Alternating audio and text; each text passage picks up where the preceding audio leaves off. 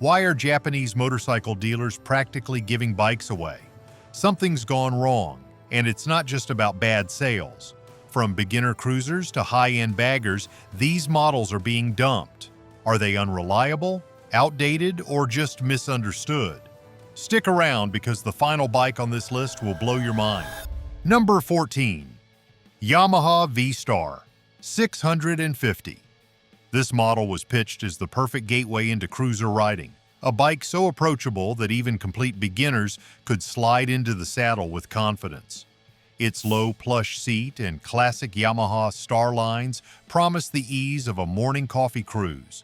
The combination of familiar cruiser ergonomics, minimal controls, and timeless styling aim to draw in riders seeking comfort and dependability without intimidation. The engine is an air-cooled V-twin displacing 649 cubic centimeters. It delivers approximately 40 horsepower and 37 pound-feet of torque. With a seat height of 27.4 inches and a curb weight of 514 pounds, this machine absorbs bumps and inspires confidence at low speeds, yet it never offers the urgency needed for sustained highway travel. Throttling onto the interstate reveals its greatest shortfall. Acceleration remains tepid and merging feels labored. The single rear drum brake underscores the lack of an anti-lock braking system, leaving riders wary in sudden stops. A dated 5-speed transmission and rudimentary suspension complete the picture of a bike stuck in the past. Inventory piled up as entry-level buyers gravitated toward more modern machines with fuel injection, adjustable suspension, and genuine anti-lock braking systems. Dealers who once touted its simplicity now scramble to clear floors. Savvy newcomers often choose the Honda Rebel 500 for its smooth power delivery or the Kawasaki Vulcan S for its customizable ergos and sharper handling. Unexpectedly, the next model doubles down on chopper styling, yet still fails to connect with any clear audience. Good thing we scoured dealerships and analyzed sales data. Now you don't have to do the same, but you know exactly which Japanese models are ripe for the taking at dirt cheap prices. If that just saved you hours of research, hit subscribe and join us for more insider deals. Number 13. Honda Fury. Honda's factory chopper arrived with stretched forks and an extreme feet-forward stance that looked custom straight from the showroom. Promising all the rebel flair without garage headaches, it attracted attention for its radical silhouette, intricately scalloped fuel tank, and exposed frame rails. Riders were sold on the idea of instant outlaw cred backed by Honda's world-renowned reliability. Power comes from a liquid-cooled V-twin with a displacement of 1,312 cubic centimeters, producing roughly 57 horsepower and 78 pound-feet of torque. Weighing 663 pounds, the bike moves smoothly at low speeds, but resists quick direction changes, turning tight corners into awkward maneuvers.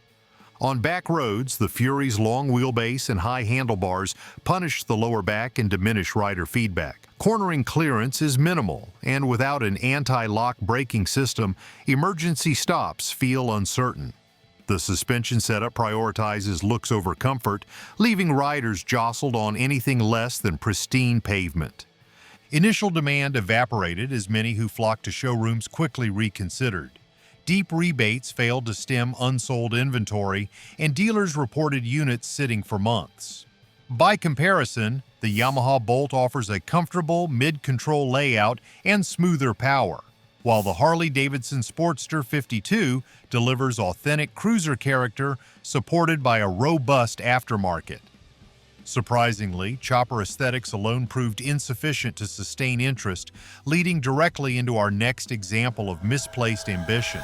Number 12. Yamaha Roadstar 1700.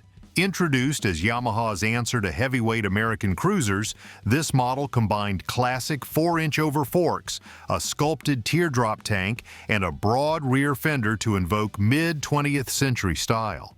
Underpinning that heritage look was a promise of effortless torque for effortless highway miles, making the Roadstar appear destined for success among long-haul enthusiasts. the heart of the machine is an air-cooled 48-degree V-twin, displacing 1,670 cubic centimeters, an engine estimated to produce 62 horsepower and 99 pound-feet of torque. Its near 700-pound curb weight delivers stability on open roads, but translates to lumbering handling in stop-and-go traffic. Buyers quickly discovered that instrumentation remained purely analog, and there was no anti-lock braking system option even as safety standards advanced. Hefty mass and soft suspension rendered it wallowy through turns, while throttle response felt suffocated by engine tuning that prized comfort over performance. Those expecting a Yamaha-backed Harley killer found themselves disappointed as showroom floors filled with unsold units. Dealers dropped prices relentlessly, often by several $1,000s, to make room for more versatile offerings. Many opted instead for the Kawasaki Vulcan 900's lighter chassis. Moving on from heavy nostalgia to a hybrid concept that baffled the market, our next chapter explores a model that simply could not decide what it wanted to be. Number 11. Honda DN01. Honda pitched this as the motorcycle for everyone, a daring blend of futuristic styling, streamlined bodywork, and a continuously variable transmission that eliminated traditional gear changes. Sleek plastics and a low center of gravity suggested effortless commuting, while bold design cues aimed to lure both sport bike enthusiasts and cruiser loyalists into a single versatile package. The engine is a liquid-cooled V-twin displacing 680 cubic centimeters. It produces approximately 61 horsepower and 50 pound-feet of torque. At a curb weight of 595 pounds, the continuously variable transmission delivers smooth but lifeless throttle response, turning acceleration into a muted progression rather than an engaging surge. Despite its technological bravado, the DN01 suffered from a fundamental identity crisis. Sport riders missed the tactile involvement of a clutch and manual gearbox, while cruiser fans balked at the sleek, almost scooter-like bodywork. The riding position felt neither sporty nor relaxed, leaving both camps unconvinced. Early adopters praised its ease of use, but word spread fast that the bike failed to deliver on its promise of universal appeal. Year after year, showrooms held on to aging stock. Dealers slashed prices by thousands of dollars, offered zero-interest financing and bundled accessory packages, heated grips, touring windscreens, comfort seats, yet inventory persisted. Few testers could articulate exactly who the DN01 was for, and that uncertainty became its undoing. Riders seeking easy shifting often now opt for the Honda NC750 with its dual-clutch transmission, which blends automatic convenience with manual control. Others prefer mid-size cruisers like the Yamaha Vstar 900 or the Kawasaki Vulcan 900 for their clear purpose and proven appeal. What began as an ambitious experiment ended as a cautionary tale in motorcycle design. Next up is a blacked-out cruiser that looked the part but rode with all the enthusiasm of a damp weekend. Number 10. Honda Shadow Phantom. Honda cast the Shadow Phantom as the ultimate bad boy cruiser, a machine dripping in matte black and minimal chrome, designed to exude brooding urban menace.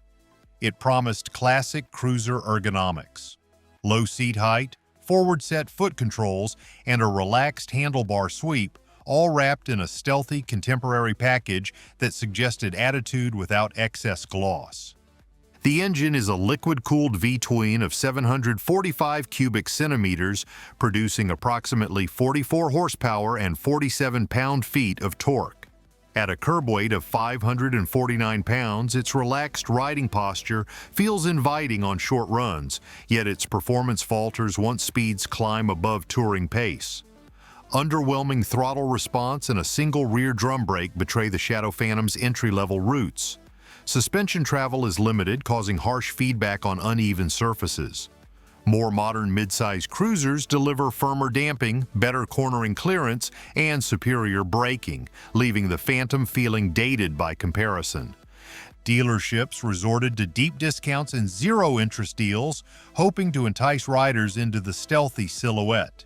Yet buyers consistently chose machines with more dynamic character, like the Suzuki Boulevard M50, offering shaft drive reliability and sharper throttle response, or the Kawasaki Vulcan S, prized for its adjustability and rider-focused ergonomics. Enthusiast forums buzz with comments about cruising in vain. "It looks mean but rides boring," one owner lamented, while another noted the drum brake feels like riding an antique. Even Honda's renowned dependability could not overcome the Phantom's uninspiring real-world feel. When styling overtakes substance, a cruiser risked becoming nothing more than a paint job. In contrast, our next bike promised performance and charm in equal measure, yet ended up as a mechanical headache in showrooms everywhere. Number 9. Suzuki Boulevard M50. Suzuki introduced the Boulevard M50 as a sporty mid-size cruiser, merging classic muscle bike aesthetics with modern conveniences. A teardrop fuel tank, exposed frame, and sculpted side panels projected performance, while shaft drive and a stepped seat suggested low-maintenance ownership and rider comfort for weekend jaunts. Under the skin lies a liquid-cooled V-twin displacing 805 cubic centimeters, delivering approximately 53 horsepower and 50 pound-feet of torque. Weighing in at 593 pounds, its suspension feels harsh on imperfect pavement, and early fuel injection models suffered inconsistent throttle mapping that left riders hunting for power when they twisted the grip. Buyers quickly discovered the M50 lacked the promised blend of sport and cruiser DNA. Its heavy chassis resisted quick direction changes, and inconsistent throttle response undermined confidence. Rivals like the Kawasaki Vulcan 900 boasted smoother power and more forgiving suspension, while the Honda Shadow Ace 750 delivered a gentler ride with proven reliability. Despite manufacturer rebates, accessory bundles, and extended warranties, Suzuki dealers watched unsold Boulevards pile up through successive model years. Some shops offered free maintenance plans or custom exhaust to sweeten the deal, yet shelf stock remained stubborn. Few reviews praised the bike's looks. Most noted its lack of engagement. When mechanical reliability falters and ride comfort fails, no amount of styling can compensate. Even the boldest cruiser design cannot mask a deficient foundation. As our countdown continues, only a handful of Japanese machines remain, each with its own story of ambition clashing with reality. Number 8. Yamaha Vstar 1100. This midsize cruiser presented itself as the perfect blend of classic styling and everyday practicality. Its sweeping fenders, wide handlebars, and teardrop fuel tank evoked mid-century American machines, while the Yamaha badge promised rock-solid reliability. Priced to attract budget-conscious riders seeking comfortable, long-legged cruising, it seemed destined for showroom success. The engine is an air-cooled V-twin displacing 1,063 cubic centimeters. It produces approximately 62 horsepower and 62 pound-feet of torque. Weighing around 630 pounds, its upright seating position feels inviting, yet its mass makes tight traffic maneuvers cumbersome and uphill acceleration sluggish. Frequent valve clearance inspections every 4,000 miles and an oil filter tucked behind the exhaust system turned routine maintenance into weekend projects. Early carbureted models suffered from inconsistent fuel delivery and choke issues on cooler mornings, compounding owner frustration. Word spread quickly among local riding clubs and online forums that these cruisers demanded more wrench time than joyrides. Dealers offered steep discounts, free inspections, and extended warranties, yet inventory remained stubbornly high. Many shops began to view the Vstar as dead stock. Riders often turned toward the Honda Shadow Spirit 1100 for its accessible engine layout, or opted for a used Harley-Davidson Sportster in the same price bracket to avoid maintenance headaches. Proceeding from high service demands to a celebrated track machine that faltered on the street, our next motorcycle once ruled circuits but now struggles to find a home. Number 7. Yamaha YZFR6. This supersport icon charged onto racetracks with a blistering scream, chiseled fairings, and near-sublime handling. Promised as the ultimate road-legal track tool, it delivered razor-sharp chassis feedback, lightning-quick throttle response, and braking prowess worthy of podium finishes. Enthusiasts clamored for its tight suspension and high revving torque. Under the fairing sits a liquid-cooled inline-4 displacing 599 cubic centimeters. It generates approximately 123 horsepower. With a dry weight near 419 pounds, this machine pierces corners with precision and rewards skilled riders eager to exploit every apex. Street use revealed its uncomfortable ergonomics. Clip-on handlebars and rear-set foot pegs place riders in a relentless crouch, unsuitable for stop-and-go traffic.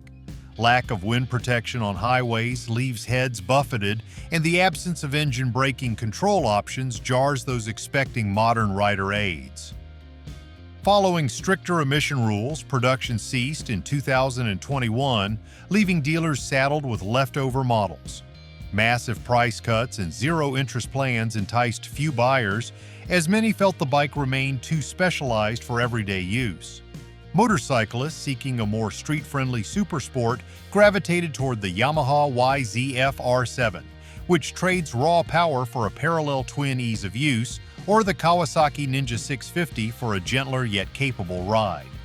Leading from this razor-sharp relic to an entry-level legend that ultimately could not keep pace, our next model reveals the challenge of remaining relevant over time. Number 6. Kawasaki Ninja 250. Heralded as the gold standard for new riders, this entry-level sport bike married nimble handling with approachable power and an accessible price tag. Lightweight frame geometry and modest seat height invited novices to explore twisty back roads confidently, while the familiar Kawasaki Ninja styling provided instant street cred. Power comes from a carbureted parallel twin engine displacing 248 cubic centimeters, making roughly 30 horsepower. Its curb weight hovers around 315 pounds. The chassis feels agile, yet acceleration on highways remains tentative and braking power is modest at best. Rivals soon introduced fuel-injected engines, adjustable suspension, and dual-disc brakes, leaving the Ninja 250 feeling outdated. Soft damping provided comfort but sacrificed precise cornering, and carburetor tuning proved fussy in varying climates.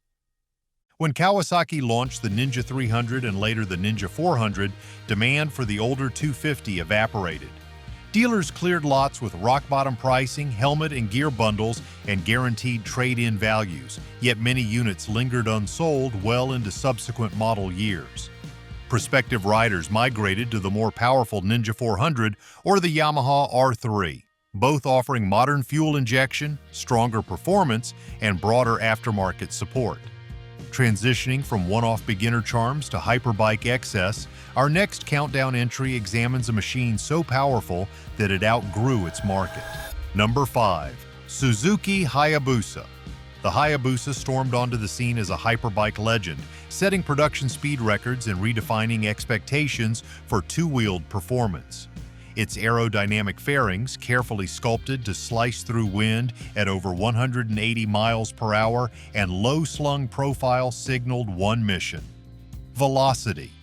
Riders were drawn to its promise of unimaginable straight-line thrust, a visceral experience that transcended typical supersport machines.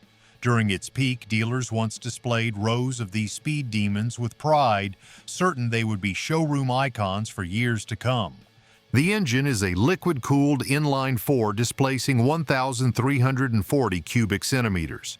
It produces 187 horsepower and 110 pound-feet of torque. At a curb weight of 582 pounds, it delivers an epic top-end rush that few motorcycles can match, vaulting from idle to high-speed thrills in seconds. Reality cooled the fervor. While it excelled on closed circuits, its raw power proved impractical for everyday riding. Insurance premiums soared into four-figure territory, track-focused tires wore quickly and cost a small fortune to replace, and maintenance intervals demanded premium brake fluid and frequent valve checks. Navigating congested streets felt like wrestling a thoroughbred, and the weight at speed required constant vigilance. Enthusiasts realized that every exhilaration came paired with a steep financial and physical commitment, leading to buyer fatigue. As the hyperbike market contracted, dealers reduced prices by thousands of dollars to clear floors. Bundled accessories, racing exhaust kits, carbon fiber accents, extended warranties failed to entice enough buyers. Showrooms once brimming with unused Busa models grew quiet, the legend's mystique dimmed by obsolescence outside of racetracks. Some thrill seekers shifted to sport touring alternatives like the Kawasaki H2SX, which balances performance with touring comfort. Others chose lighter naked bikes such as the Yamaha MT-10, trading top speed for agility, improved fuel economy, and lower operating costs. Transitioning from raw speed to misguided versatility, our next chapter examines a grand touring marvel bogged down by complexity and cost. Number 4. Suzuki Vstrom 1000. The Vstrom 1000 was supposed to be Suzuki's ace in the adventure touring game, a bike built to take you from mountain passes to muddy trails without breaking a sweat. With its rugged stance, upright ergonomics, and optional adventure accessories, it entered the market ready to challenge the likes of the BMW GS Series and Yamaha's Super Tenere. And on paper, it had the credentials. At its heart is a liquid-cooled, 90-degree V-twin engine displacing 1,037 cubic centimeters. It puts out around 99 horsepower and 75 pound-feet of torque, paired to a 6-speed transmission and a slipper clutch. The chassis uses a twin-spar aluminum frame, and the whole bike tips the scales at 503 pounds wet. Adjustable suspension, switchable ABS, and traction control all came standard in the later models. It looked the part of a world-crossing explorer. But real-world riders quickly discovered a few cracks in the armor. For starters, the engine tuning felt flat. While the torque was broad and usable, the throttle response was abrupt, especially at lower revs, making the bike feel jumpy during slow maneuvers. The suspension, though adjustable, struggled with heavier loads and off-road punishment, especially compared to the high-spec components offered by KTM or BMW. Then there was the design. The beak-style front fairing and tall windscreen didn't win many style points, and wind protection was hit or miss depending on rider height. Despite being branded as a dual-sport adventurer, the bike lacked off-road-ready wheels and suspension travel, making it feel more like a tall street bike than a true all-terrain machine. Priced at $13,000 with accessories, the Vstrom 1000 landed in a tough spot.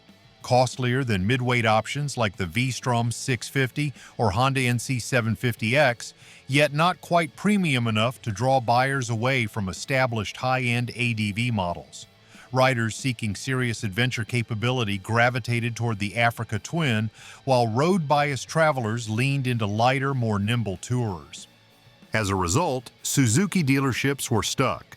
Leftover models sat unsold, with some collecting dust even 2 or 3 model years past their production date. Discounts became the norm.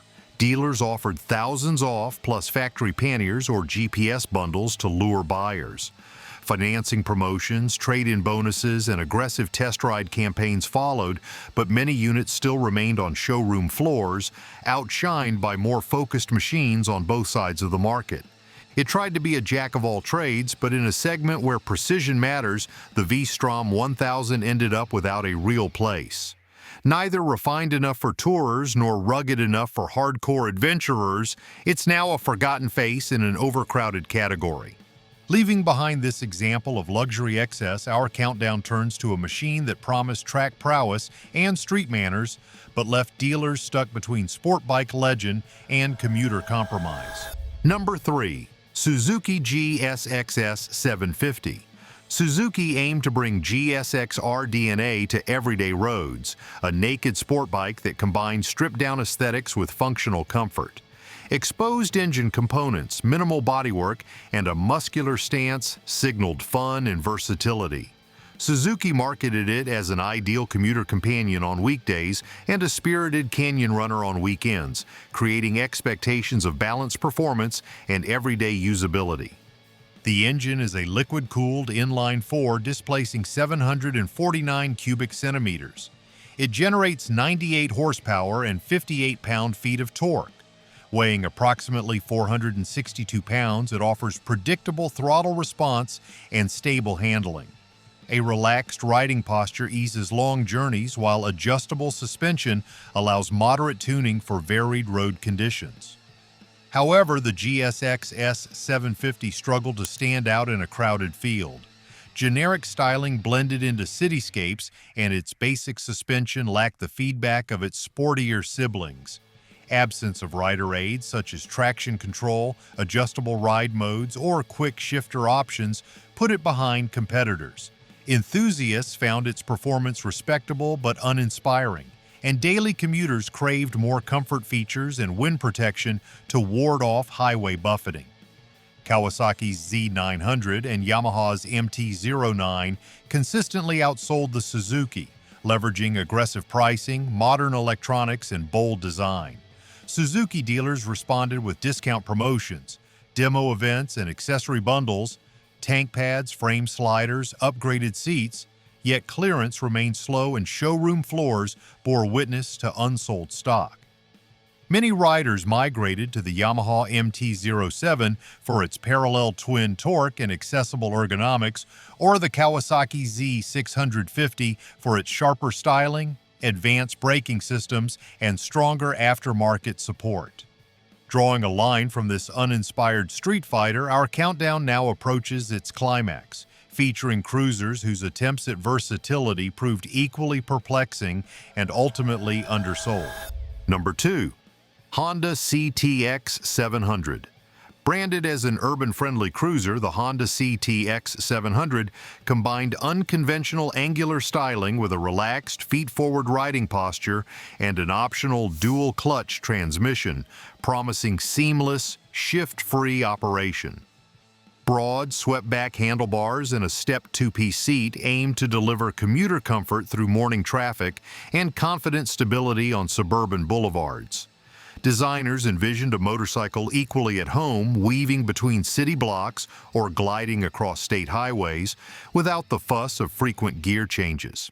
Its integrated digital display and minimalist fairing suggested modernity, yet it retained enough cruiser character to appeal to riders seeking both novelty and familiarity in one package. The engine is a liquid-cooled parallel twin displacing 670 cubic centimeters. It generates 47 horsepower and 50 pound-feet of torque. Weighing 498 pounds, its relaxed ergonomics promise long-legged comfort, yet the unit's scooter-like feel undermines the punch expected from a mid-size cruiser. Odd styling provoked polarized reactions, while performance proved uninspiring. Throttle response delivered a muted surge, and the dual-clutch transmission shifted automatically too early, stripping out the excitement of manual control. Reviewers noted that acceleration felt more commuter scooter than bona fide motorcycle thrill. Showrooms brimming with CTX 700s became battlefield zones of heavy discounts, zero-interest financing, and complimentary accessory bundles, racked luggage, heated grips, even suspension tuning kits. Yet inventory lingered as riders dismissed it as a glorified scooter lacking true cruiser soul. Riders seeking seamless shifting now favor the Honda NC 750, whose dual-clutch system pairs with upright touring comfort, whereas cruiser purists often choose the Honda Rebel 500 for its authentic V-twin pulse and traditional gearbox. No matter how rider-friendly its ambition, the CTX 700 ultimately found few believers. Our final entry challenges even greater expectations and still falls short. Number 1. Kawasaki Vulcan S. Kawasaki reimagined the beginner's cruiser by transplanting the Ninja 650's parallel twin engine into a custom chassis complete with ErgoFit customization. Wide handlebars, mid-mounted foot controls, and an adjustable seat height accommodated riders of varying stature and experience levels. Promised as the perfect marriage of sport bike pedigree and cruiser ease, it allowed newcomers and veterans alike to fine-tune rider triangle dimensions, enhancing confidence both in low-speed maneuvers and relaxed country rides. The engine is a liquid-cooled parallel twin displacing 649 cubic centimeters. It delivers 61 horsepower and 46 pound-feet of torque. With a curb weight of 498 pounds and ErgoFit adjustable ergonomics, it offers smooth performance but lacks the deep rumble cruiser fans crave. Refined power delivery and seamless throttle transitions earn praise, yet the absence of true V-twin thump and character leaves enthusiasts underwhelmed. Sport riders seeking a spirited ride find it too tame, while traditional cruiser fans miss the raw vibration and acoustic feedback that define their segment. Dealers have resorted to massive manufacturer incentives, thousands of dollars off retail, 0% financing, and accessory bundles that include saddlebags, windshields, and maintenance packages. Even extended test ride programs failed to convert fence-sitters, as many walked away in favor of more definitive machines. Prospective buyers often migrate to the Honda Rebel 500 for its accessible price and genuine cruiser pulse, or elect a used Harley-Davidson Sportster model to capture authentic cruiser culture and heritage. Which of these models have you encountered gathering dust at your local dealership? Share your observations in the comments below, and if you like this video, don't forget to drop a like and hit that subscribe button. Thanks for watching.